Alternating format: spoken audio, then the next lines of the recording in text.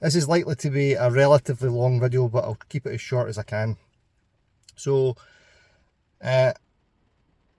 some tales from my past about the use of punishment and the lasting effects that it has, and how it's changed my view of hopefully how I treat others, and certainly how I treat my dogs and the dogs in my life.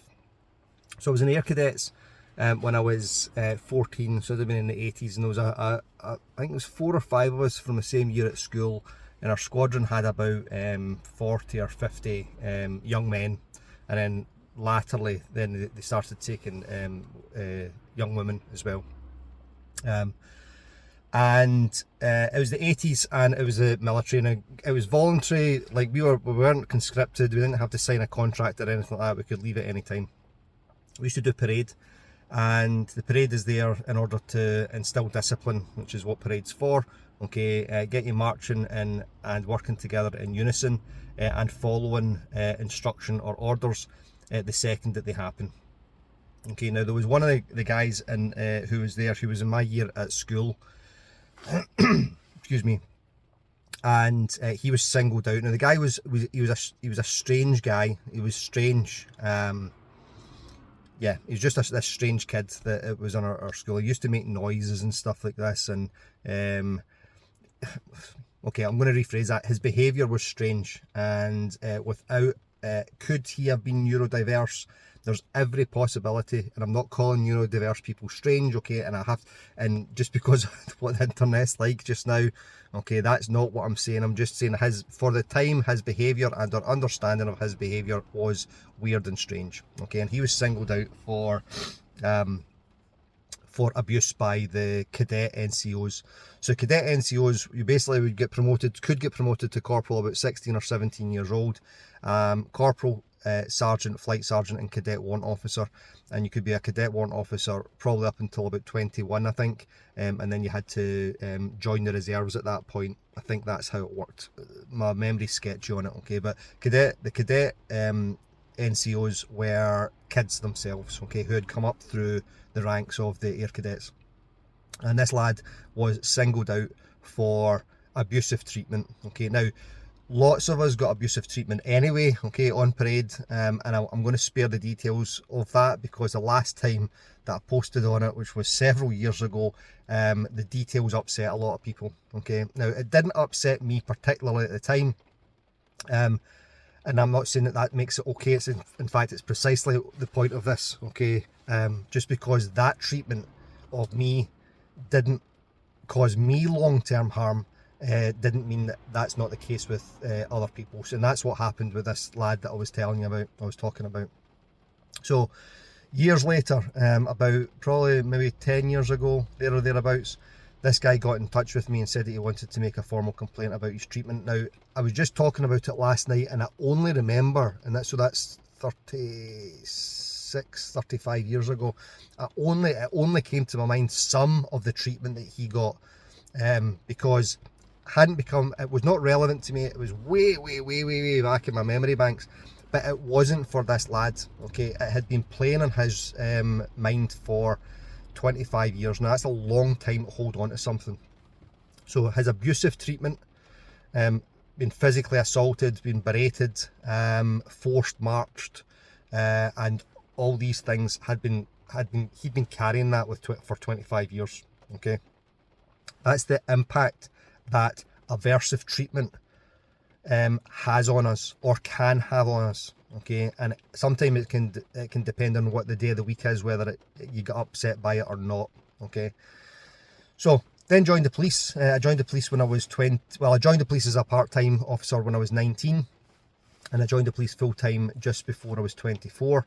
And I had a year into police, I was then I fell out with my supervisor because I can't keep my mouth shut, and 2 years later, so it was like the second my probation was out, I challenged this old inspector, which is in the States is a lieutenant rank,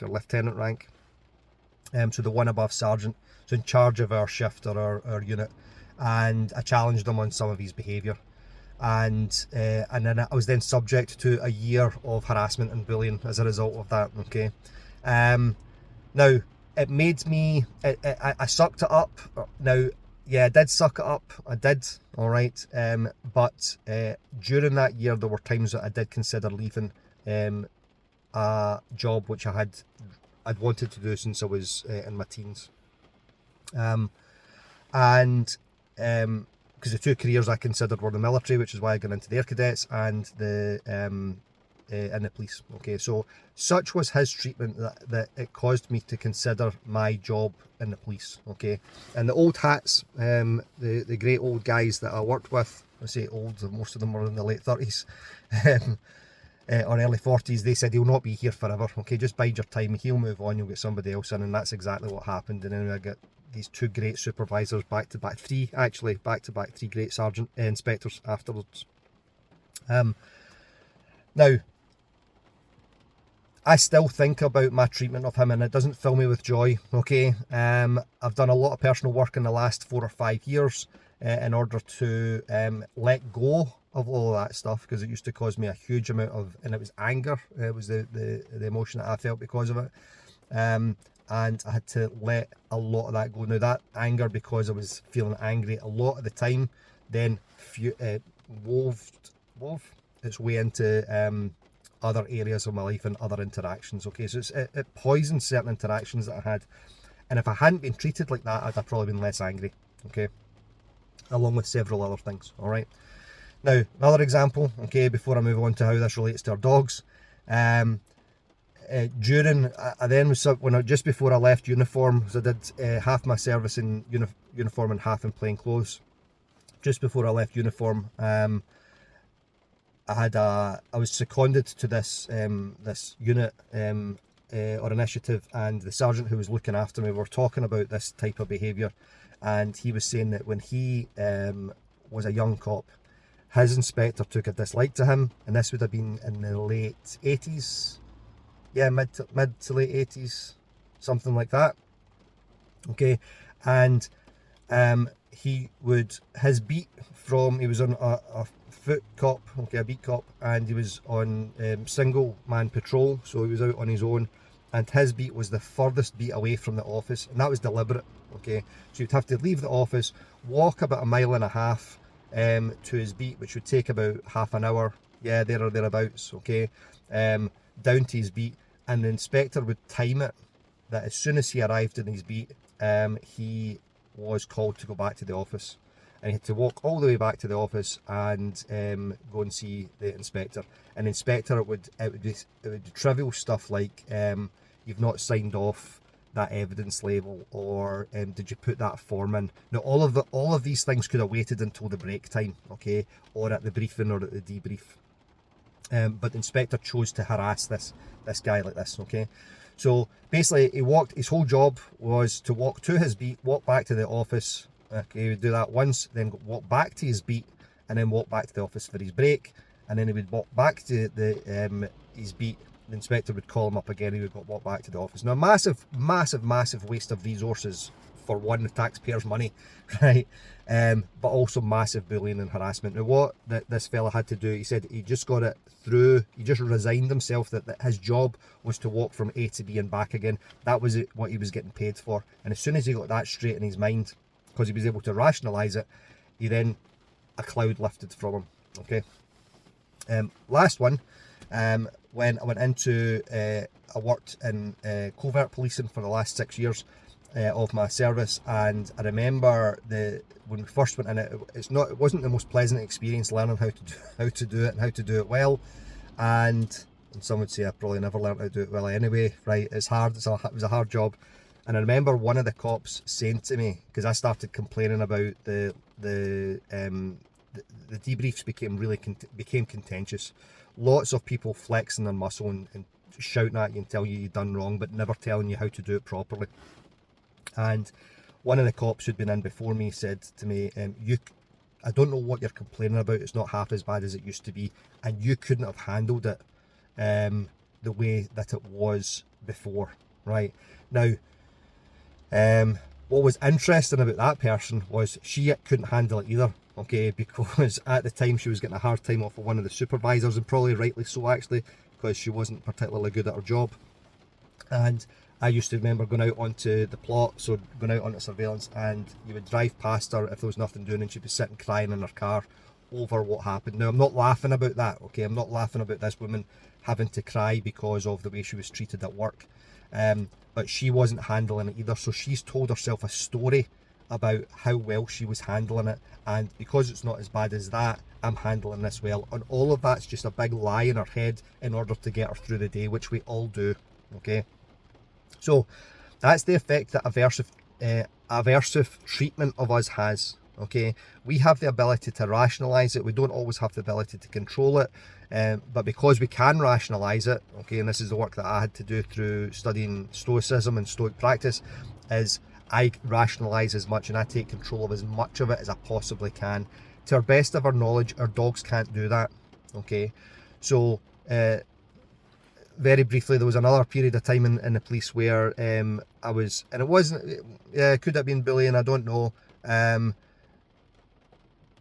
It was snide treatment, being excluded from things, and you know, not being included, not being spoken to, that type of thing. And my health suffered as a result of that, and it went on for about a year or so. I had these outbreaks of inflamed skin above my eyes. And it was caused by the stress of having to go into the workplace. So that's the effect. So because I couldn't do anything about it, okay, and I was subjected to that bad treatment, my health started suffering. So when we subject our dogs to this type of treatment, okay, through physical assault, which is the use of prong collars, choke chains, slip leads, garrote collars, electric collars, okay, all those things, that's physical pain that causes trauma in your body, and then your brain has to somehow deal with that, okay. Then there's the threat of that, which is the other thing. So that's the taking of space, pointing your finger in a dog's space, shouting at your dog, frightening your dog, all of those things that are not physically threatening, okay, sorry, physically, it's not a physical assault, but there's a threat of it, or an implied threat. Okay, now that all takes effect on your dog. What happens is when and this is the purpose of this, because we're talking about this last night, and we have the tendency to say it's not that bad. That shouldn't be the standard, okay? The standard shouldn't be it's not as bad as it used to be, okay? Or it's not as bad as I had it, or it could be worse. That should not be the standard, okay? So when we moved away from choke chains in the 80s and 90s with Roger Abrantes and Ian Dunbar and Patricia McConnell, among a few others who are massively instrumental in using away from physical aversives, we went on to a milder version, okay, and that's 30 years ago, 35 years ago nearly, okay, and we've moved on since then, okay. So just because it's not, you see it in Super Nanny, that ridiculous television program where she would exclude the child as an alternative to smacking, so physical assault of the child, or of shouting at them, okay. So as an alternative to those two, the child was excluded. That's still barbaric, okay, and it's not meeting the child's needs, and it's not teaching appropriate boundaries, and it's not teaching emotional regulation, and quite the contrary, okay. And if you're interested in learning more about that, look at the work of Gabor Mate, Gabormate, among others, okay, about the use of that nonsense in dealing with children, okay. So the standard shouldn't be it's not as bad as it used to be, which is why I am always on in this channel, okay, about on this page, about not using physical aversives, not using extinction, not using negative or positive punishment, okay, not using negative reinforcement. These are all scientific terms, and which need a full understanding of their definitions and how to apply them, and how the effect that has on the learner. So we should be moving, I think, for the good of everybody, including ourselves and our dogs, moving away from all of these things, okay, and think, how do I do this with the most positive way possible, okay, and Now, very lastly, because I'm aware of it, 15 minutes now, what people turn around and say, life's stressful. Yeah, life is stressful, okay? And our dogs have to learn to deal with the stressors of life, but none of that should be coming from us. The exactly same way as when I was in the police.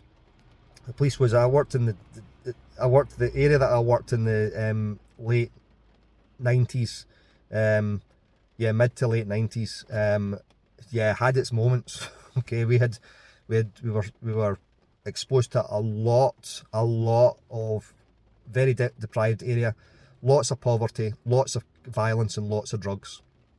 That's the area that we worked in. That was stressful.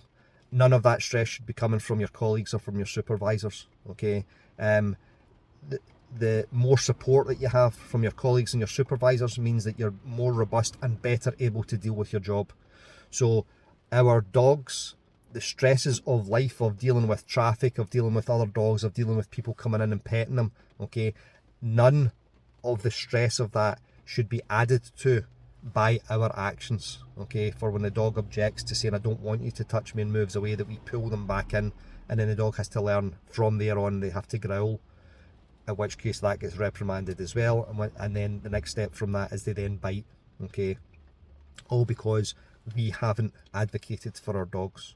Okay, so life absolutely is stressful. Okay, and I'm not suggesting that we have life stress is necessary for a full life, but the stresses shouldn't be coming, the adverse stress shouldn't be coming from us. The stresses that we can provide for our dogs are challenging them in their learning by, can you think about what you're doing? Can you work that out? Do you know how to puzzle that? Can I help you learn how to use your body well in order to move around that object? Okay, and on, and support them through it. Okay, so that's how we build a full life with our dog, where we support them through the stress, and then we advocate them so that they're not getting they're being able to deal with the stresses of life, which we talked about, traffic and men with hats and beards. Okay, yellow jackets. All right, so yeah, hopefully that's been helpful. I know that might throw up some stuff. If you've got some questions on it, then it's I'll be careful about this. Okay, you know, with my page, it's not open, it's not a discussion forum. It's not for you to tell me that I'm wrong. Okay, I've got lots of other places that I can I can get that. Thanks very much. And if you want to discuss aversive training practices and advocate for them, you can do it elsewhere. That's not what this is for. You might have questions about some aspects of what I've covered. It's up to you whether you want to ask them or not, and it's certainly up to me whether I want to reply to them or not. Okay, so I might just ignore your question, or I might tell you that it's too personal to further answer that. All right, so yeah, all right, so hopefully that's been something. Okay, and I'll catch you next time.